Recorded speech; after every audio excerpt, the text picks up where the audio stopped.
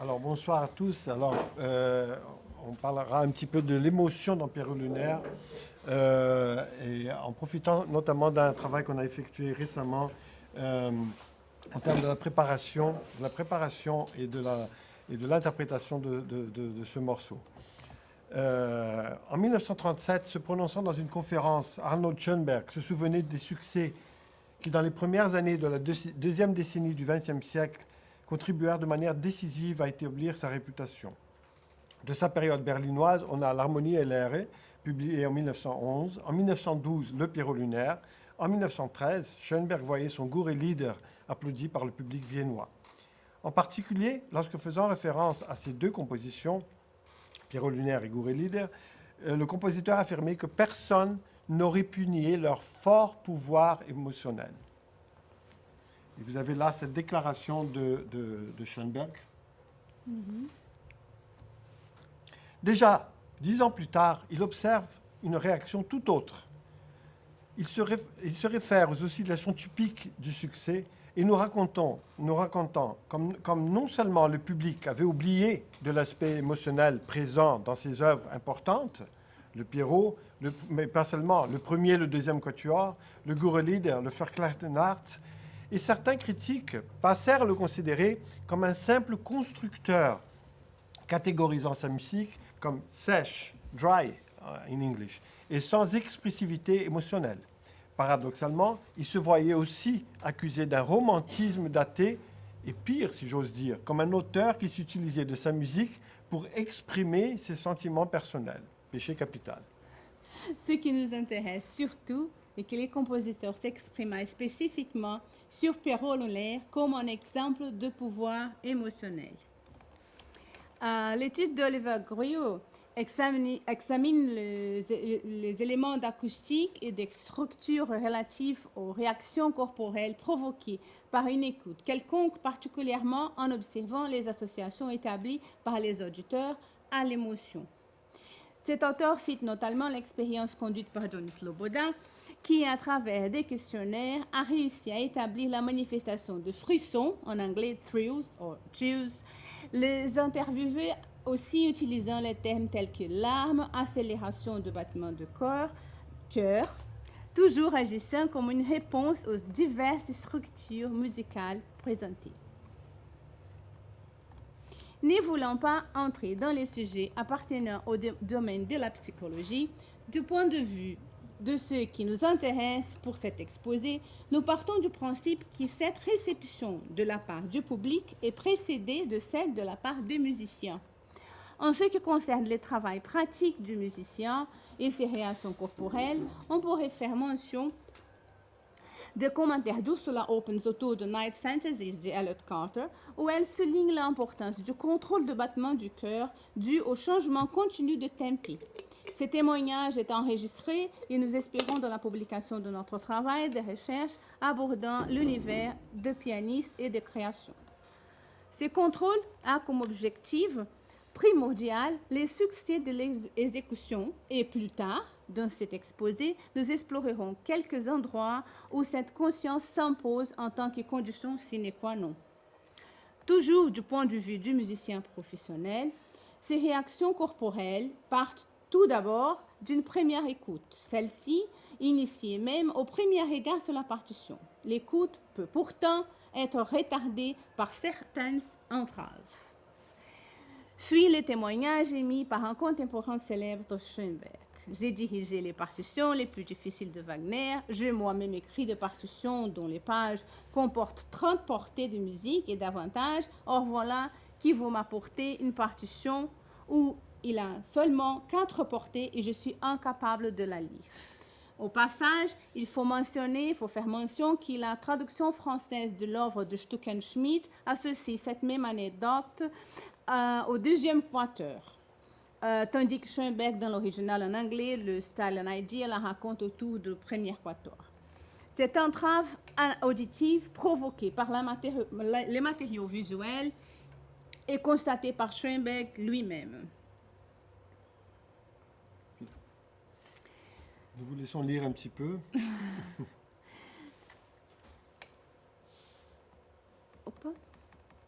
Les compositeurs reconnaissent que la partition semblait visuellement plus compliquée qu'auditivement, spécialement dans les passages où les contrepoints étaient assez complexes. À son avis, ce qui les faisait tellement difficiles à comprendre étaient justement les contrepoints. Les circonstances les plus gênantes seraient les harmonies produites par les parties indépendantes qui bougeaient et dont les changements étaient tellement rapides et avancés que l'oreille ne pouvait pas suivre leur sens. Pendant le travail de préparation de la performance de Pierrot, notre groupe d'études et pratiques de la musique contemporaine, logé à l'Université fédérale de Paraná, a rencontré ce type de problèmes. La persévérance et le dévouement des instrumentistes et de la chanteuse n'a pas nécessairement simplifié la complexité ni du contrepoint, ni du discours musical en général, et pourtant une intimité avec l'œuvre s'est installée peu à peu. Quant à l'exécution musicale, cela étant valable pour n'importe quelle pièce, il ne s'agit pas d'ignorer ou nier l'importance de l'émotion, bien au contraire, il faut l'assumer et l'incorporer dans le travail de réalisation d'une partition. Dans l'établissement de cette intimité à 7, le texte de Pierrot ne peut pas être totalement ignoré. Cependant, si l'on examine les déclarations du compositeur à ce sujet, une certaine controverse peut tout de même être aperçue. Dans son exposé de 1912 intitulé The Relationship with the Text et publié dans Style and Idea, Schoenberg nous laisse l'impression qu'il ne prenait pas du tout en considération les contenus du texte. Il appliquait cette théorie même à l'écoute de l'idée de Schubert. Pour ceux qui connaissent les passages, l'ouvrage de Stuckenschmidt, dans sa référence au Pierrot lunaire, confirme cette posture de la part du compositeur. J'ai remarqué que Madonna, je cite Schoenberg, que Madonna, Rothermers et aussi Kreutzer provoquent une espèce de scandale religieux. En tout cas, je ne suis pas responsable de ce que les gens veulent dire dans le texte. S'ils étaient musiciens, ils ne se soucieraient nullement du texte. Ils siffleraient plutôt la mélodie. Mais le public d'aujourd'hui comprend au mieux le texte, alors qu'il reste par ailleurs complètement sourd à la musique. Aucun succès du monde ne pourra m'ôter l'illusion. Stuckenschmidt lui-même établit la relation entre ces deux textes. Et pourtant, dans son ouvrage de 1992, Jonathan Dunsby nous introduit une déclaration de Schoenberg qui n'est pas d'une grande aide aux interprètes dans le choix de leurs approches. Je vous laisse regarder.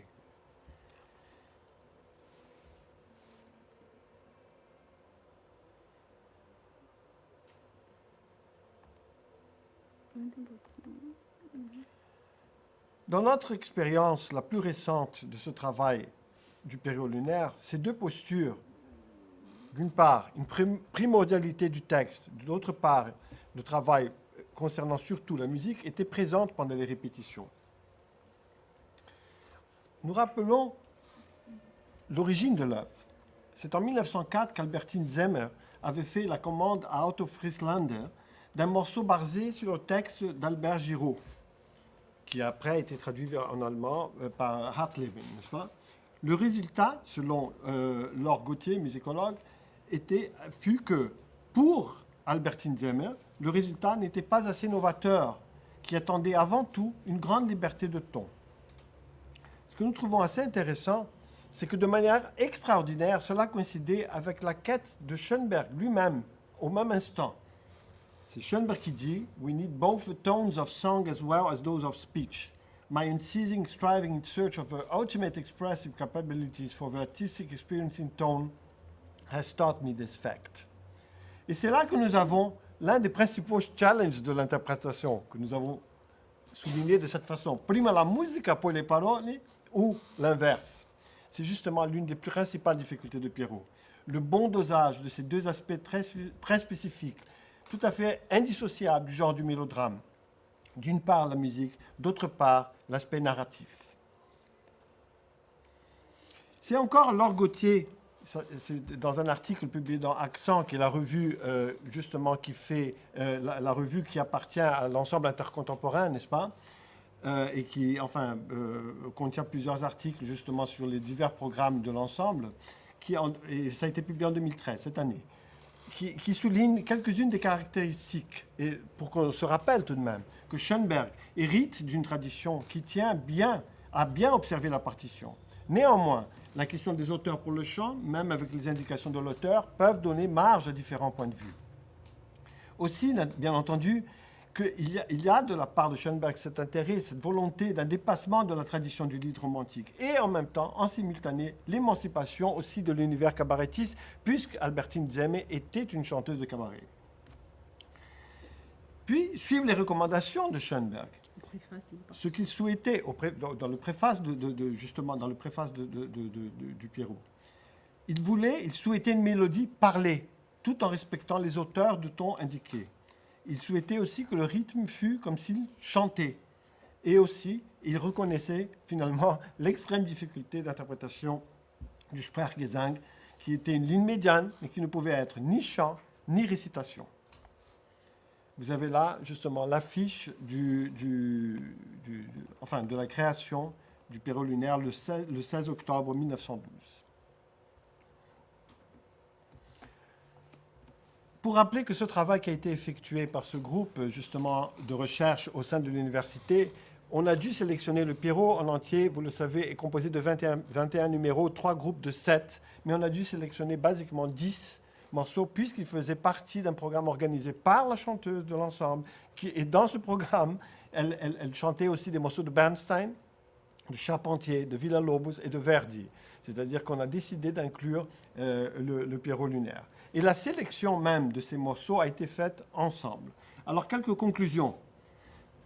Travail collectif mené au sein du groupe de recherche. Et voilà, l'effort ne serait que complètement valable si aboutissant à un concert public. Ça, c'était une première. Est-ce qu'on fait ça pour penser à la présentation, à une présentation de ce travail, ou pas nécessairement? Est-ce qu'il restera seulement dans le cadre académique? Deuxième conclusion, l'ensemble composé de professionnels, dans ce cas-là, puisque ça avait été décidé ainsi, la disponibilité de ceux-ci pour un travail chez soi et leur adéquation à un calendrier serré de répétition était fondamentale. La troisième, un temps alloué aux diverses réflexions musicales et extra-musicales fut très importante et finalement se consolida pour un résultat très important en termes de l'enrichissement de notre expérience. Ensuite vient le planning. Un planning du travail pour chaque séance fut établi d'avance. Pour chaque répétition, on prévoyait 3 morceaux nouveaux des 21 parce qu'on a tout lu. À la fin, on a joué 10, mais on a tout lu. On a lu les 21 morceaux. Alors, à chaque séance, 3 nouveaux morceaux. Et en plus, on révisait ce qu'on avait déjà fait dans les séances précédentes. Les interprètes furent libres du choix quant au jeu à partir d'une partie ou de la partition. Ça, c'est important.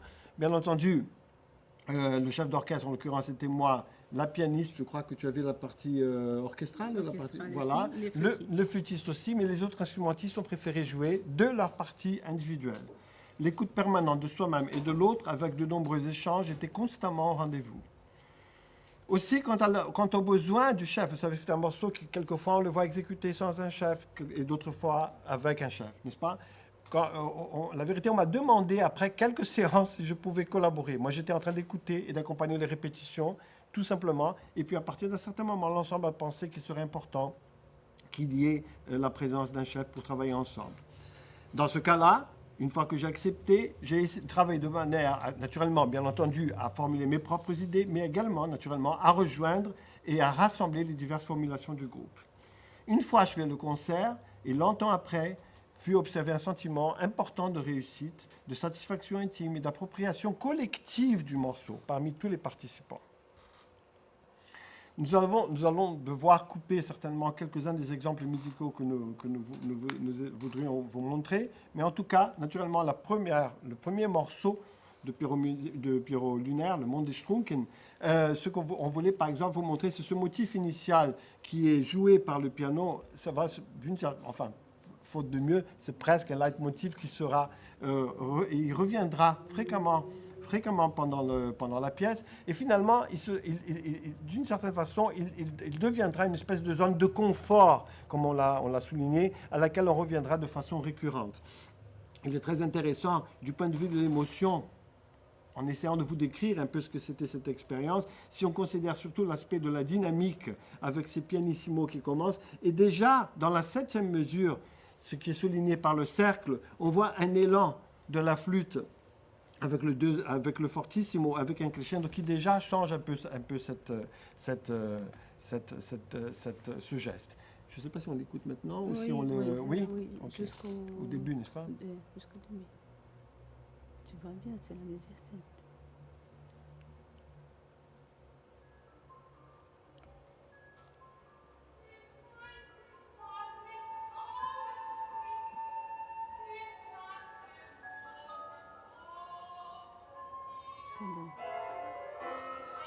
Voilà. Déjà, la mesure 7, on a une très grosse surprise déjà. C'est très fort. Quoi?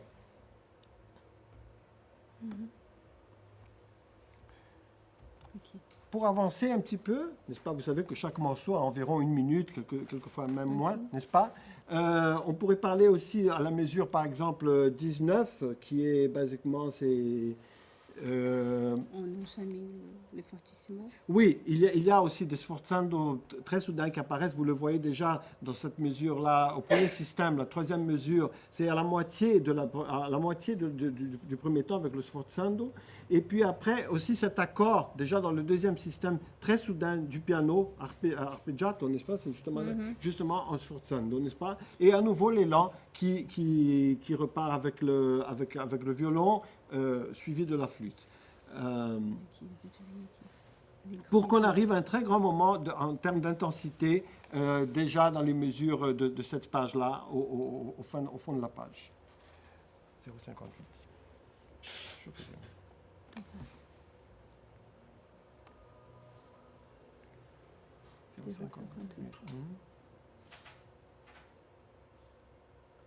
Oui.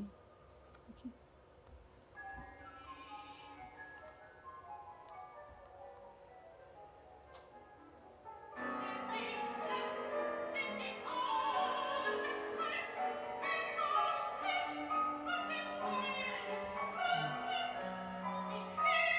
C'est très intéressant parce qu'en termes d'expressivité, c'est exactement à ce moment-là qu'il décide de faire la doublure instrumentale du violoncelle et du piano, qui joue une mélodie, c'est-à-dire au milieu de toute cette harmonie, il y a justement le violoncelle et le piano qui jouent ensemble comme une espèce de mélodie, d'un aspect lyrique tout de même.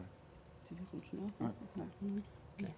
Les nuances de piano et pianissimo continuent dans la 2e pièce, Colombine.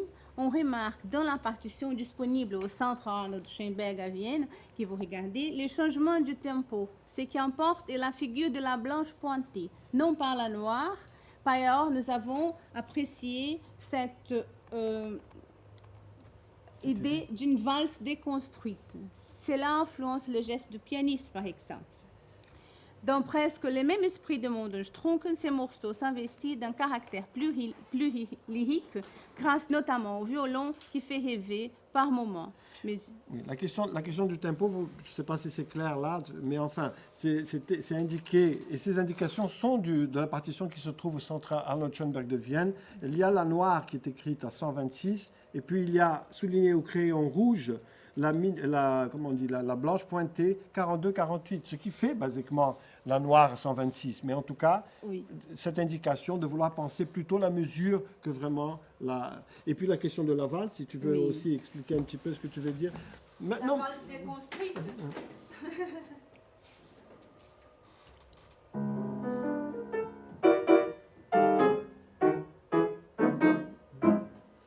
On coupe la valse.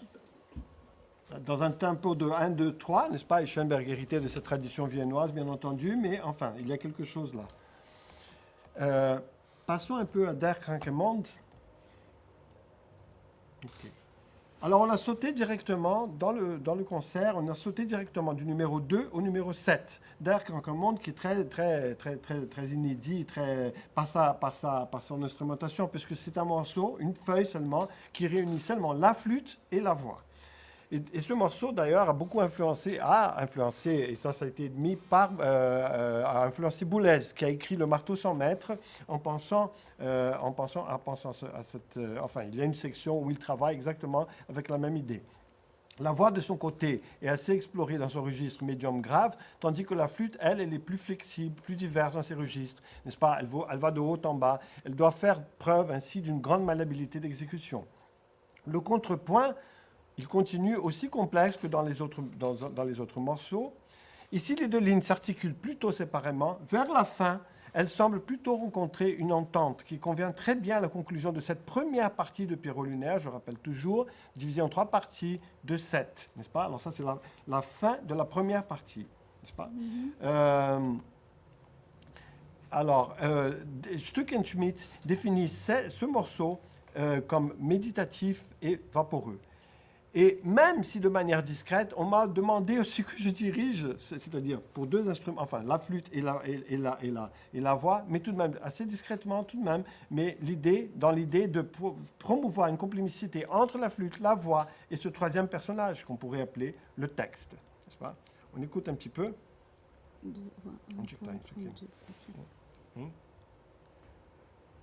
Non, c'est pas ça. Ici. Aquí, hein? Oui.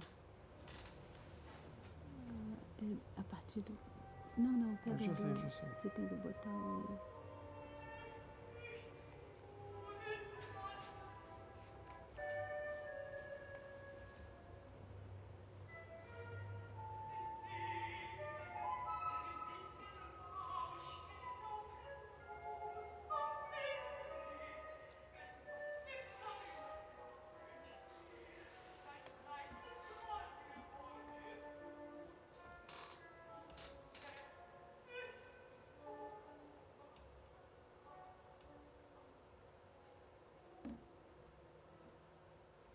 Okay. On remarque les points d'orgue qui d'une part servent de conclusion d'Ercancremonde et de commencement de la pièce prochaine. Elle inspire les pianistes qui, dans son écoute attentive, s'appellent déjà dans ces temps immobilisés pour préparer les jeux de 3 premières mesures de la pièce suivante, Nart. Tu veux qu'on maintenant? Oui, on écoute les débuts. Maintenant, oui. On écoute Nart.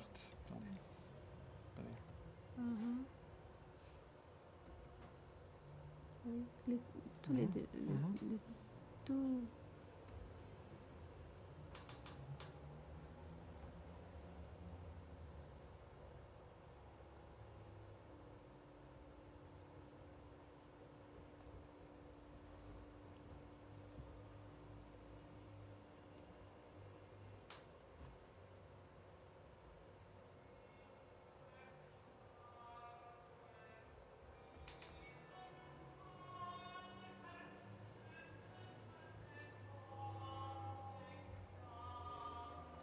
J'ai pas lu.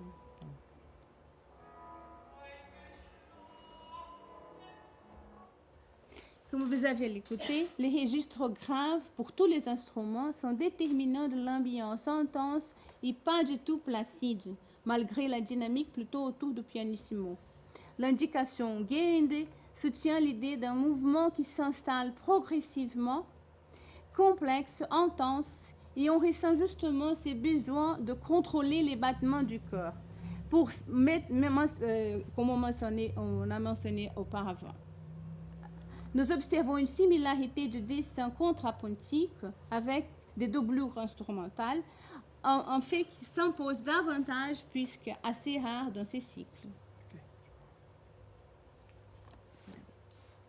Pour Raub, le prochain extrait qu'on a choisi, le piano est absent et un spectateur privilégié, il écoute. La voix qui, selon nous, dans ce morceau, se comporte ici plus en tant que soliste, si on compare avec les morceaux précédents, a même droit à un récitatif sec. Je crois que, enfin, pour gagner un petit peu de temps, littéralement, c'est comme si c'était une introduction, n'est-ce pas, de 4 mesures, et justement, ça s'arrête sur ce point d'orgue qui fait basiquement la voix entrer dans un récitatif, littéralement d'une mesure.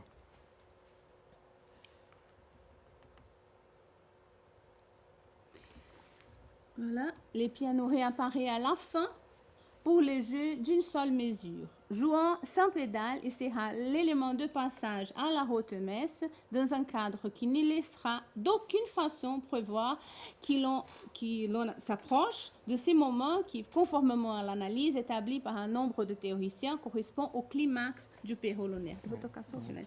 Je vous joue la fin et après on écoute la haute messe.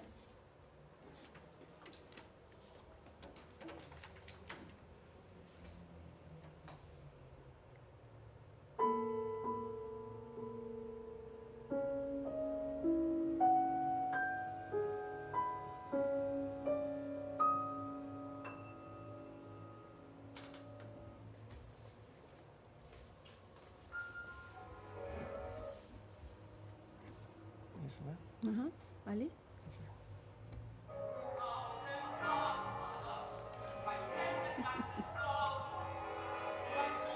A gente ouve e fala depois. Tá?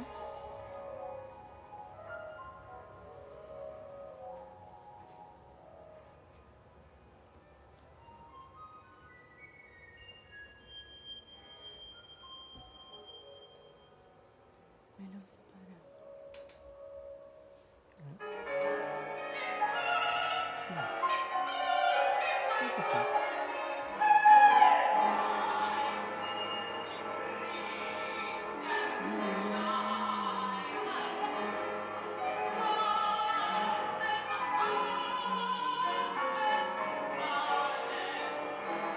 Não tem outro jeito.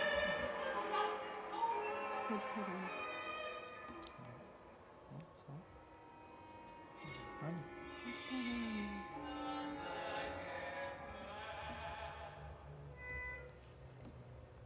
On n'a pas le temps, naturellement, d'entendre tout, mais la haute messe, elle est considérée par beaucoup de théoriciens comme le point névralgique central du morceau, parce qu'elle est littéralement située, objectivement parlant, au cœur au cœur, elle divise le morceau. C'est-à-dire, et d'ailleurs, il y a quelques personnes qui disent que Schönberg-Heritz montre bien son héritage de la tradition romantique, enfin du répertoire germanique, puisque comme si c'était un A, B, enfin, 3 sections, et la section du milieu est justement où se place la haute messe, n'est-ce pas? La messe rouge, littéralement en français, névralgique, cruciale dans la composition de l'œuvre entière. Dans ses premières mesures, on a entendu à nouveau un souvenir de Mondestrunk, n'est-ce pas, avec les doubles croches qui descendent. Pa, pa, pa, pi, pa, pa, n'est-ce pas? Remarquez le fa aigu qui sonne comme une cloche ici dès le début. C'est comme, enfin, il apparaît pointu, comme si c'était une cloche. Et la réverbération, puisque toutes ces premières mesures, les 6 premières mesures de Rotemesse sont avec une pédale soutenue. Selon Stuckenschmidt, Pierrot, et j'ouvre, citation, déchire les vêtements sacerdotaux et il présente ensuite, toujours, entre guillemets, son propre cœur entre ses doigts sanglants pour leur macabre communion, d'où le choc du public. Il nous rappelle aussi que Schoenberg pensait que les gens s'indignèrent à tort de ce passage, puisqu'ils attachèrent plus d'importance au texte qu'à la musique. Dans tous les cas, pour cette atmosphère sombre, il est très intéressant de noter le contraste entre une instrumentation qui utilise les registres graves en opposition aux ponctuations et l'élan de la petite flûte, qui vraiment c'est le piccolo qui choisit, tandis que tous les autres instruments, c'est la basse clarinette, c'est le brace, c'est-à-dire l'alto au lieu du violon, le piano dans les registres graves et la flûte, là, à ce moment-là, c'est un piccolo, c'est une petite flûte. On approche aussi de la fin de notre exposition avec musicale, avec le Heimweh, n'est-ce pas, qui est littéralement nostalgie. Et nous avons considéré qu'il avait tout de même un esprit d'un Lied. On n'est pas si loin d'un esprit romantique, ne fût-ce que dans l'intention. Le geste de la partie instrumentale qui prépare une entrée de la voix, ça c'est très romantique aussi. L'indication etwas Jürgen qui nous rappelle le tragique du destin du Perrault, cette figure qui est troublée et hésitante et qui depuis ses origines, remontant à la commedia dell'arte, est maintenant devenue un sentimental moderne. Il y a dans le texte les mots « Wie Pierrot, so sentimental geworden ». Comment ne pas ressentir de la tendresse envers ce personnage? Et le piano, de sa part, il n'aurait pas voulu briser le cristal, aussi un mot qui est dans le texte, le cristal de ses rêves. Il indique par son jeu en pianissimo. Je crois qu'on peut suivre un petit peu, n'est-ce pas? suivre. Puis, avec la force des instincts, le Belebend, les instruments jouent avec toute leur énergie. Et ils récupèrent, en quelque sorte, dans ce morceau qui est exposé, leur condition de vrai soliste, puisque c'est une pièce vraiment pour soliste, n'est-ce pas? Et à ce moment-là, on perçoit vraiment cette autonomie, vraiment dans le premier système, par exemple, le violon qui passe et qui transmet à la flûte et qui, à son tour, lui renvoie. Enfin, vraiment chacun avec son autonomie solistique. À la fin, on a une fin brusque de cet événement. Regardez le dernier système. Une fin brusque à cet épisode, marquée par la cadence, c'est littéralement une cadenza, hautement électrique du violoncelle. Et nous avons à peine le temps de respirer parce que s'ensuit immédiatement le Gemeinheit. Je vous fais tout de même entendre cette fin, parce que je crois que c'est très intéressant. On dit que c'est qui? Oui, oui. C'est le Heimweh, n'est-ce pas? Ça, c'est le début, mais on va vers la fin. La fin de Gemeinheit. Heimweh, pardon.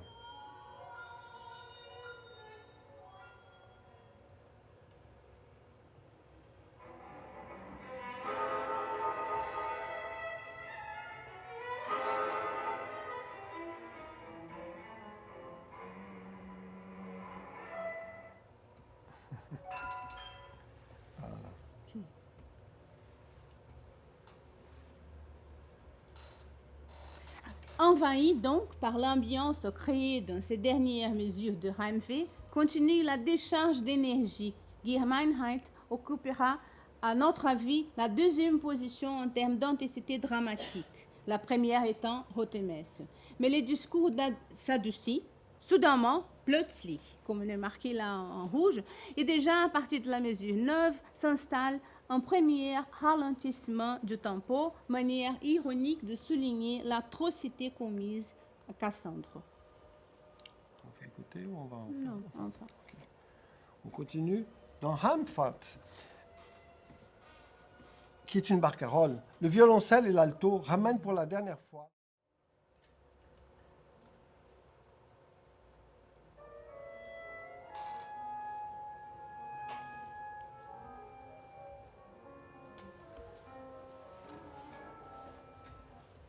je parie que peut-être vous commencez à ressentir que ça commence à ressembler un peu plus tonal que l'on pourrait penser.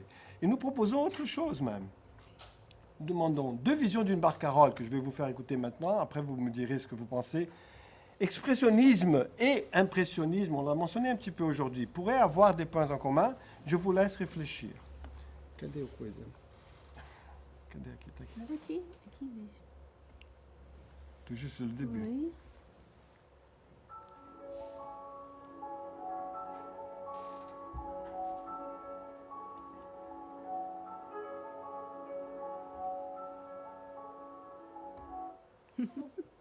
Et cette observation de Ravel, n'est-ce pas, qui avait dit... Moi, je me suis mise à l'école de Schoenberg pour écrire mes poèmes de Mallarmé et surtout pour les chansons madécasses, où, comme d'un Pierrot lunaire, à la base de l'atmosphère, un contrepoint très strict. Si ce n'est pas devenu tout à fait du Schoenberg, c'est que j'ai moins peur en musique de l'élément charme, par lui évité jusqu'à l'ascétisme, jusqu'au martyre. Tout juste pour rappeler naturellement qu'une barque sur l'océan date de 1906 et Schoenberg, enfin Pierrot lunaire, de 1912. Mais je trouvais que ce serait intéressant de voir qu'on peut peut-être trouver quelque chose. Finalement, la dernière pièce, O Alter Duft. Selon Jonathan Dansby, ce dernier morceau représentait une immobilité transcendantale, une quasi-tonalité douce amère, transcendental stillness and bittersweet quasi-tonality. Egon Welles, l'un des élèves de Schoenberg, parlait aussi de la sensation d'une improvisation libre, free improvisation. Et nouvellement, Dansby, en accord aussi avec d'autres chercheurs, indique que Schoenberg semblait voir la tonalité comme associée à l'idée d'une fragrance récupérée. Painted by several historians, Schoenberg intended tonality to be associated with the idea of a scent regained. Tout juste le début de Alter Duft.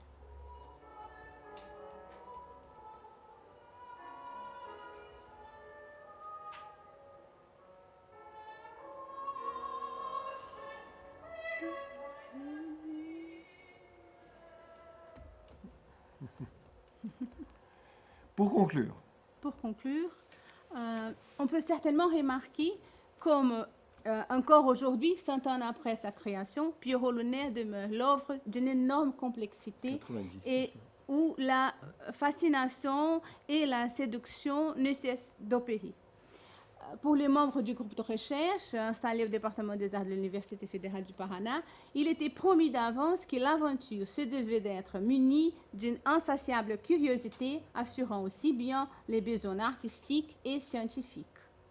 Revenant à Ravel, c'est Duchenot qui nous parle de l'intérêt du compositeur de présenter les Pierrots à Paris en 1913. Ravel parle d'un projet mirifique, d'un concert scandaleux où seraient joués les Pierrots Lunaires, les mélodies japonaises de Stravinsky et ses propres poèmes de Stéphane Mallarmé. Les compositeurs anticipent que les deux premières feront gueuler tandis que la troisième calmera et les gens sortiront en fredonnant des airs. Il admet qu'il ne connaissait pas les Pierrots, qu'il doit y dire. Et pourtant, il devait jouer cette œuvre pour laquelle en Allemagne et en Autriche, les sangs coulent. finalement, seulement pour ajouter qu'il ne réussira pas à la faire présenter en 1913 et seulement en 1922, quand Pierrot Lunaire sera créé en France sous la direction de Darius Milhaud. Schoenberg. Schoenberg s'y manifeste à propos de l'erreur de jugement, misconception, quant à une catégorisation de qualité de la musique, selon leur origine. Elles adviendraient soit du cœur, soit du cerveau, à quelques exceptions près où l'on observerait une combinaison de deux, heart and brain in music, in style and idea. Dans ces considérations, il évoque la reconnaissance de la part de l'auditeur dans son propre cœur d'émotions originalement ressenties par les compositeurs. La belle mélodie ou phrase, les beaux ou du moins doux sons, la belle harmonie, dans ces sens, des aspects tels que les contrastes dynamiques, changements de tempo, accentuation, aspects rythmiques et d'accompagnement, et surtout l'organisation raffinée, seraient réservés à la coopération de cœur et cerveau. Par ailleurs, l'étiquette d'une œuvre avec l'adjectif intéressant ne ferait qu'inciter un intérêt partiel de l'auditeur sans exiger de celui-ci un véritable engagement de ses sentiments. Il ajoutait à ces deux groupes, cœur et cerveau, un troisième, prenant en considération les aspects compositionnels qui accéléreraient la pulsation du cœur. Phénomène dû à l'admiration de ceux qui sont étonnés par les styles contrapuntistes habituellement délégués au cadre du cerveau. Les aspects mentionnés ci-dessus ne seraient acceptés qu'ici n'est dérangé par la beauté dans laquelle l'auditeur avait été submergé à l'écoute d'une musique. De cette manière, Schoenberg professe son credo. Le vrai compositeur est celui qui travaille pour plaire à soi-même, sans aucune garantie de plaire les auditeurs. C'est la vraie musique, qui est écrite par des vrais compositeurs et qui peut donc produire tous les types d'impressions sans avoir aucune intention. Il explique que le vrai compositeur écrit les belles mélodies, en anglais les salty rhythms, l'harmonie intéressante, la forme sophistiquée, le contrepoint compliqué, et tout cela comme s'il écrivait une lettre, n'importe s'il s'agit d'une œuvre remarquable ou du fruit de la pratique journalière du métier. Quant à l'abandon de soi-même et une attitude moins réfléchie sur toute chose, on lira des déclarations comme celle qui suit, et ça nous rappelle ce que Mme Piston avait proféré au début, provenant de quartiers qu'on pourrait considérer plutôt comme inattendus. Il se faut entièrement délivrer l'esprit de toutes sortes de pensées tristes et même aussi de toutes sortes de méditations sérieuses touchant les sciences, et ne s'occuper qu'à imiter ceux qui, en regardant la verdeur d'un bois, les couleurs d'une fleur, le vol d'un oiseau et telle chose qui ne requiert aucune attention, se persuadent qu'ils ne pensent à rien, ce qui n'est pas perdre le temps, mais le bien employer. Merci.